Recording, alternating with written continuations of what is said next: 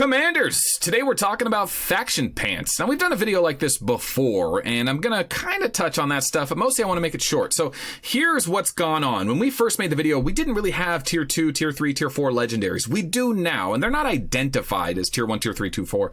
But in a nutshell, here's kind of how it works. When the game first comes out, they give you the junk Legendaries, the Thalmuses and weapons, the Mongooses and whatnot. But then you start getting your premium items, your Apocalyptors, your Eternal Barriers, your Voids, your Invincibles. Well, eventually you get a chance for faction pants, right? And there's these 3 faction pants, kind of like the 3 legendary Pokemon, one for each faction. They all do 3 very different things: dodge pants, accuracy pants, damage pants. Okay, getting nitty gritty on the details isn't too important for this short video, but I just want to say that the Nixaw pants are pretty much going to be used by everyone until Tier 7. Tier 5 to Tier 7, you're going to start seeing some players switch over to Magiwell pants because that extra damage is really good on Vegas, Golems, Stellas, anyone that's doing a lot of combat damage. They're going to get more value out of the crit damage. However, crit damage is susceptible to crit wither in the late game, so Tier 9, Tier 10, these do start to fall off a little bit because you need more crit.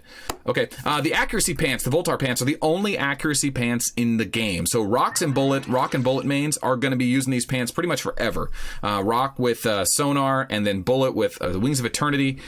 You're going to be able to just stack accuracy and get value out of Annihilator Ray and Ghost Cannon with just Tier 1. Now, it's just pure accuracy. If you land the hit, you do the damage. So that's kind of why these pants are still relevant in today's meta. They never evolve into anything else.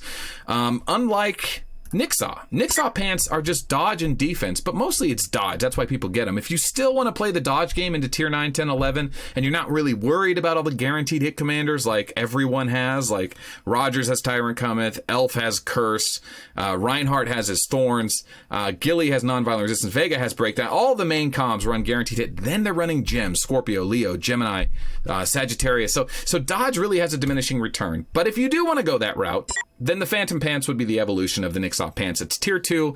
You're getting 10% per level. I actually think this is a Tier 3 pant because it's 10% per level. When I say 10%, I just want you to think of every time you level up one of these gears, you get 10% of its base stats. Okay, and that works for everything, including Titans. So make sure your Titans are level 60 or at least 55 plus because there's a random roll. Anyway, the Phantoms will give you 10% per level. That's just what 10% per level. So 40% dodge is 4 dodge per level.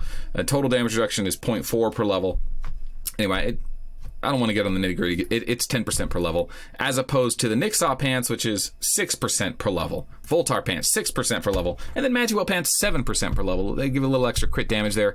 It scales a little differently. It may as well be equal as far as I'm concerned. Okay, so Voltar pants don't evolve into anything. Nixaw pants kind of evolve into Phantom pants if you really want to go that route, which is a tough one to sell. But really, it's the Magiwell pants that are interesting because you're going to see everyone running these. That's a damage comm to a combat damage commander. So Vegas, Gillies, Stellas, up until Tier 9. Now, after the Magiwell pants, if you're still min-maxing damage, which a lot of people do, I do on my Gilly main, and I'm a Tier 12 account, Overlord pants are the next big choice. And if you look at the Overlord pants, you'll notice they don't have crit damage, they have crit percentage, which means that you have a higher chance to land a crit. Now, you only need a 100% chance to always land a crit, but because they've added in Crit Wither, and this is a defensive item you could wear to stop your opponent from landing crits, pretty much everyone runs this, or they awaken it, so that you're not, if you're a combat damage commander like Gilly, Golem, and all those Vegas, you need to land crit. That's like your whole thing for doing damage, and doing damage is rewarded in this game by doing more damage to your opponent than losing troops. So min-maxing is important, and getting a lot of damage important, and that's why the Overlord kind of takes over. Now, like I said, the diminishing return here is if they're not running Crit Wither, you might end up stacking 200-300% crit and just losing a lot of stats there, and that kind of happens. It's just part of the game. But they also give you a base attack modifier, which is nice. Okay, so you're always going to, even if you don't land a crit, because they do have enough Crit Wither, they can awaken 600% Crit Wither. If you've seen that in the simulated battles, it's basically you can't land a crit.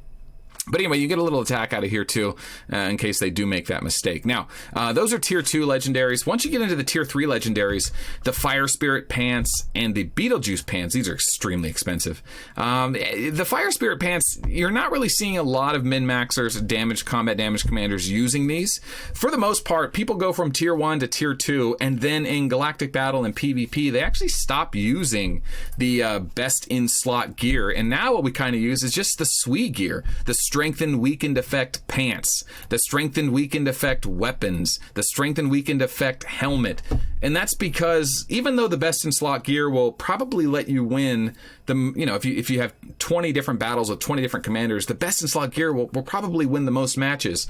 But if you're running strengthened weakened effect gear instead, you're probably gonna lose more matches, but when the matches you do win, you're gonna take 0 damage on. And that's a big deal, because if you can play smart and pick your battles, in a galactic battle 80 on 80, if you're playing smart with SWE gear, you might do a lot more for your guild than if you're trading troops with an enemy.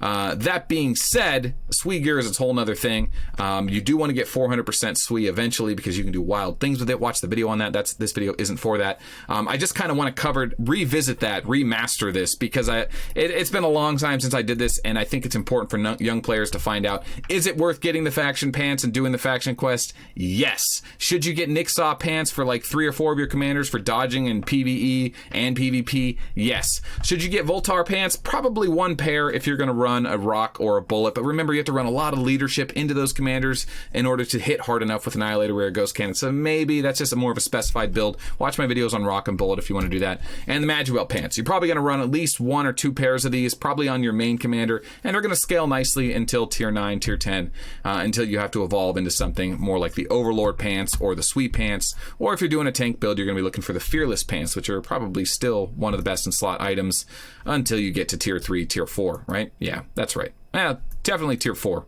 Yeah, I don't know if the Fire Spirit's better. The Beetlejuice are definitely better than Fearless pants, but what's nice about the Fearless pants is they have HP, which helps with Terror Space damage, like for the Stella build, or anyone that's using HP Terror Space, right? So Elf and maybe Rogers. It depends. Anyway, so that should cover the faction commander pants. If you have any questions, put them in the comments below. If I missed anything, put it in the comments below. Also, I want to show you guys what it costs to craft the pants. There you go. And like I said, the chests are a 1 in 8 chance to drop these tokens. So you get the tokens from doing the faction quests.